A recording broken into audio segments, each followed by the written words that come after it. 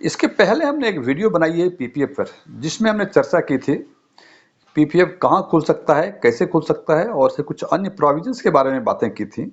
और उसमें यह भी बताया था हमने कि इसके lock in period 15 complete years हैं, जिसमें एक और चर्चा की थी यदि 15 ईयर्स के पहले 15 कंप्लीट फाइनेंशियल ईयर के पहले यदि हमें अर्ली रिक्वायरमेंट पैसे की होती है तो इसका 3 वे आउट है। एक वे आउट है लोन ले सकते हैं, दूसरा वे आउट है अर्ली विड्रॉल कर सकते हैं, और तीसरा वे आउट है प्रीमेच्योर क्लोजर कर सकते हैं। तो इन तीनों में ही अपने अपने कंडीशंस हैं। और हमारे कुछ व्यूअर्स ने हमसे रिक्वेस्ट किया कि ये लोन और अर्ली विड्रॉल के बारे में एक केस स्टडी लेके इसकी चर्चा करके वीडियो बनाएं। तो आज हम चर्चा करेंगे इसी बात पे, एक कैलकुलेशन लेंगे, एक एग्जांपल लेंगे और देखेंगे कि कितना लोन किस रेट ऑफ इंटरेस्ट पे, उसका रीपेमेंट पीरियड क्या है, और अर्ली विड्रॉल कब और कितना मिल सकता है।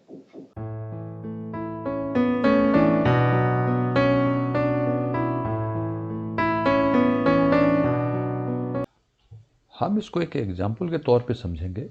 और हमने माना है कि 6 अप्रैल 2023 को हमने एक पीपीएफ अकाउंट खोला। जब 6 अप्रैल 2023 को पीपीएफ अकाउंट खोला और इसको हमने अगले 15-16 साल तक टाइम लाइन में एक्सटेंड कर दिया। जैसे 23-24, 24-25, 25-26 एंड अकॉर्डिंगली 38-39 तक हमने फाइनेंशियल ईयर के हिसाब से इसको एक्सपेंड कर दिया। 23-24 इसलिए लिया है हमने कि 6 अप्रैल 2023 को जो अकाउंट खोला पीपीएफ का, वो फाइनेंशियल ईयर 23-24 में आता है। इसको हमने देखा कि 23-24 जिस फाइनेंशियल ईयर में अकाउंट खोला that would be treated as a first year.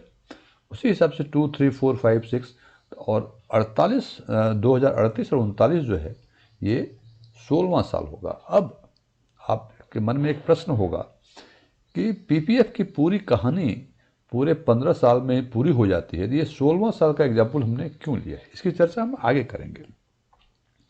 और हमने ये भी माना है कि eight the end of every financial year जो आउटस्टैंडिंग है उसकी ये 1 लाख, 2 लाख, 3 लाख, 4 लाख, 5 लाख, 6 लाख और ये 16 लाख तक हमने माना हुआ है। हमने ये 1 लाख, 2 लाख, 3 लाख जो माना है ये कैलकुलेशन को आसान बनाने के पर्पज से बनाया हुआ है हमने। और ये outstanding at the end of the financial year है इंक्लूडिंग इंटरेस्ट। इसका मतलब यदि हम सेकेंड ईयर की बात करें, यहाँ 2 लाख है इसका, और ये सेकेंड ईयर इज द 24-25, इसका मतलब 31/3/2025 को आउटस्टैंडिंग 2 लाख है। और यदि 14वें साल के बाद यदि करें, इसका मतलब 31/3/2037 को आउटस्टैंडिंग 14 लाख है। अब हम बात करते हैं उस पहले तरीके की जिससे कि हमें पैसे की अर्ली रिक्वायरमेंट हुई थी, वो है लोन लेना। जब लोन की बातें करते हैं तो लोन में कंडीशंस है कि लोन कब से कब तक मिलेगा, पहला सवाल। तो लोन जो अवेलेबल है under PPF scheme, it is from 3rd year to 6th year. 3rd year कौन सा हो गया इस एग्जाम्पल में, this is the 3rd year. इसका मतलब 25-26 इज द 3rd ईयर, यहाँ से लेके टू 6th ईयर यहाँ तक। इसका मतलब यहाँ से लेके यहाँ के बीच किसी भी समय आप लोन ले सकते हैं। इस मतलब 1/4/2000 इस एग्जाम्पल में 1/4/2025 से लेके 31/3/2029 तक जब भी चाहें आप लोन ले सकते हैं। अब अगला सवाल, लोन कितना मिलेगा, उसके लिए प्रोविजंस दिया हुआ है, आराम से देखें इसको। 25% of the outstanding, 25% at the outstanding at the end of second year, 25% of the outstanding at the end of second financial year. This is very important. 25% of the outstanding at the end of the second financial year preceding the year. For example, हमने 5th year में loan लेने की सोची। For example हमने 6 जून 2027 को loan लेने की सोची, जो कि 5th ईयर में आता है।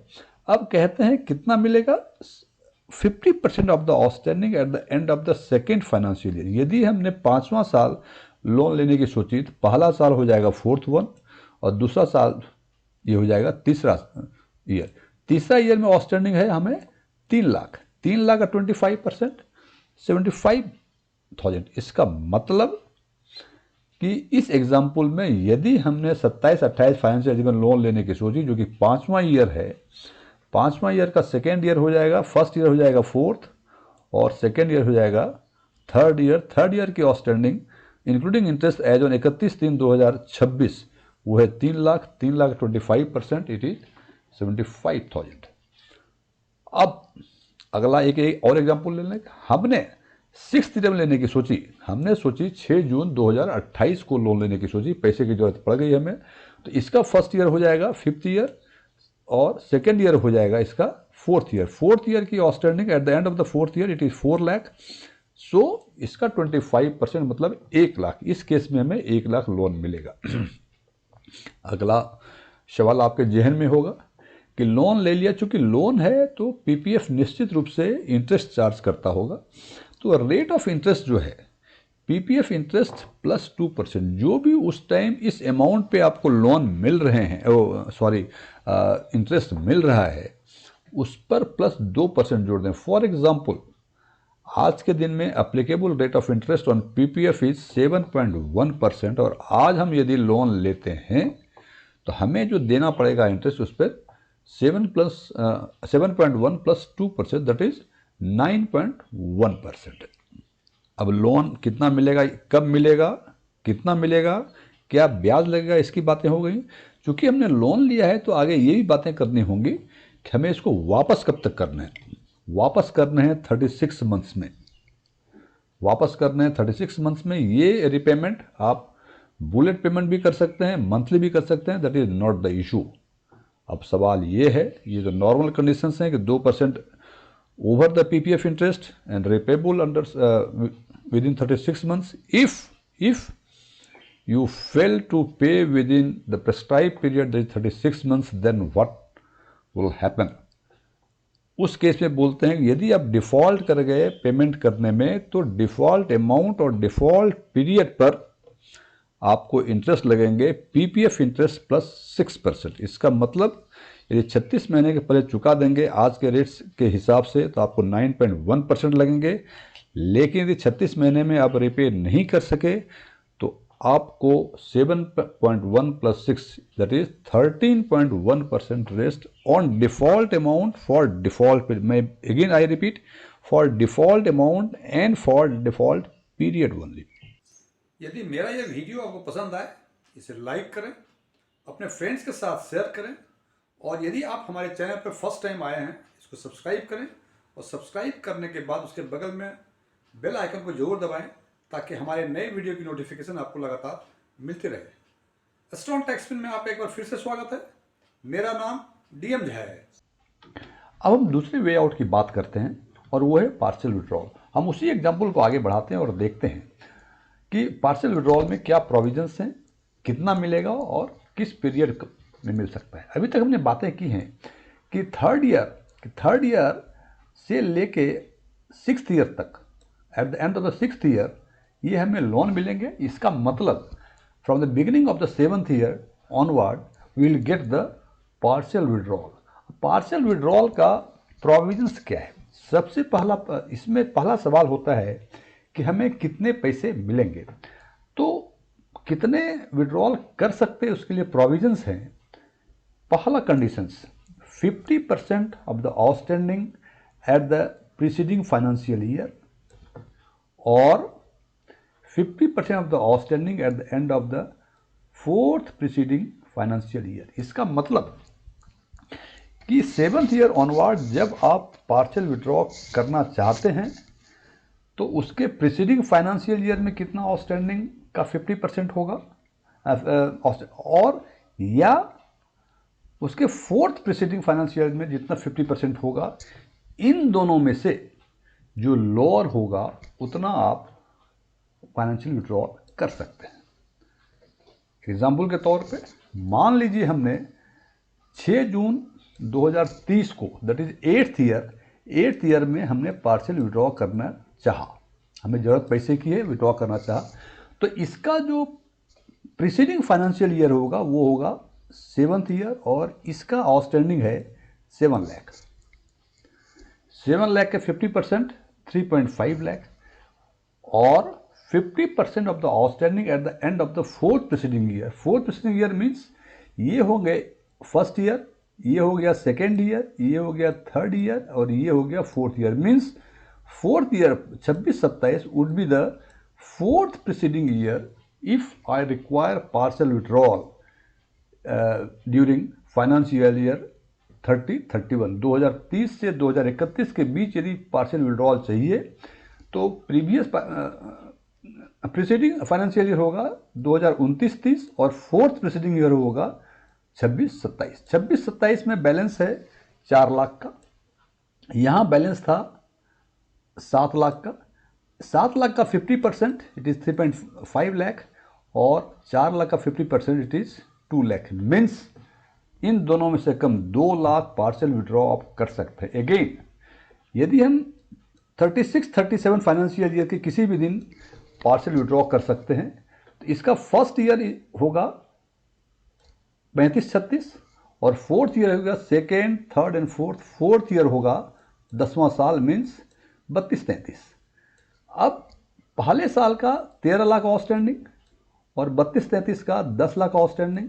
10 लाख का 50% 5 लाख और 13 लाख का 50% 6.5 lakh. Which ever is lower means 6.5 lakh हमें इसमें लोन मिलेंगे।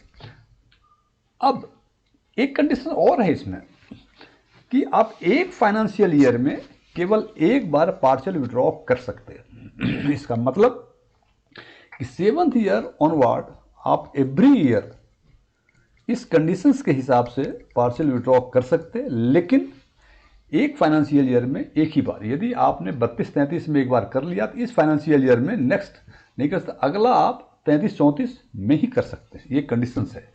अब हम तीसरे वे आउट की बात करेंगे, that is premature closure. Premature closure means आप 15 साल के पहले ही प्री मैच्योर बंद करना चाह रहे हैं, लेकिन इसके लिए कुछ कंडीशंस हैं। द फर्स्ट कंडीशन इज ये प्री मैच्योर क्लोजर केवल 5 साल जब पूरे होंगे उसके बाद ही होगा। दूसरा कंडीशन है यदि आप या आपके फैमिली मेंबर को सीरियस इल हो गए हैं, उसके लिए पैसे की ज़रूरत है तो प्री मैच्योर क्लोजर कर सकते हैं। और तीसरा कंडीशन है यदि आप खुद हायर एजुकेशन लेने चाह रहे हैं, उसमें पैसे की ज़रूरत है तो आप प्री मैच्योर क्लोजर कर सकते हैं। लेकिन ये प्री मैच्योर क्लोजर जब करेंगे आप तो जो उस पर अप्लीकेबल रेट ऑफ इंटरेस्ट होगा उस अमाउंट पे, जो भी अप्लीकेबल रेट ऑफ इंटरेस्ट हो उसमें से 1% माइनस कर देगा pre mature penalty. For example average आपने 12 साल रखा और एवरेज जो है 7% आपको पीपीएफ ने इंटरेस्ट दिया, तो जब प्री मैच्योर क्लोजर करेंगे तो और उसका रेट ऑफ इंटरेस्ट 7% था तो 7 - 1 = 6%। मीन्स 6% एवरेज रेट के हिसाब से आपको पीपीएफ पे कर देगा। अब बात करते हैं उसकी जो हमने पहले स्लाइड में बातें की थी कि पीपीएफ की सारी कहानी 15 साल में पूरी होती है, जबकि हमने इसको एक्सपेंड किया था 16 साल के लिए। इसका क्या कारण था? हमने पहले बात की थी कि जब ईयर की काउंट करते हैं in case of loan and partial withdraw, जैसे लोन के बाद में करते हैं कि 3 to 6th ईयर में लोन मिलेंगे एंड 7th ऑनवर्ड मिलेंगे आपको pre mature withdrawal, sorry early withdrawal. लेकिन तो हमने क्या किया, काउंट किया कि जिस फाइनेंशियल ईयर में हमने अकाउंट खोला उसको किया first, accordingly second, third, fourth, fifth करना शुरू किया। लेकिन जब 15 ईयर लॉक इन पीरियड की बात करते हैं पीपीएफ में तो उसमें लिखा हुआ है 15 कंप्लीट फाइनेंशियल ईयर। यदि 6 अप्रैल को 23 को हमने अकाउंट खोला तो 23-24 is not the complete year, first complete year is 24-25 और इस हिसाब से काउंट करेंगे तो 38-39 तक 15 साल कंप्लीट हो जाएंगे। सो हमने इसको एक्सपेंड किया था 16 तक, 16 फाइनेंशियल ईयर तक एक्सपेंड किया था ओनली बिकॉज ऑफ दिस। सो ध्यान रखें ईयर का कैलकुलेशन लोन और प्री मैच्योर और अर्ली विड्रॉल में फ्रॉम द ईयर जिस फाइनेंशियल ईयर में अकाउंट खोला वहां से काउंट होता है, लेकिन 15 साल जो है वो 15 साल is the complete financial year, so उसका काउंटिंग नेक्स्ट ईयर से होता है।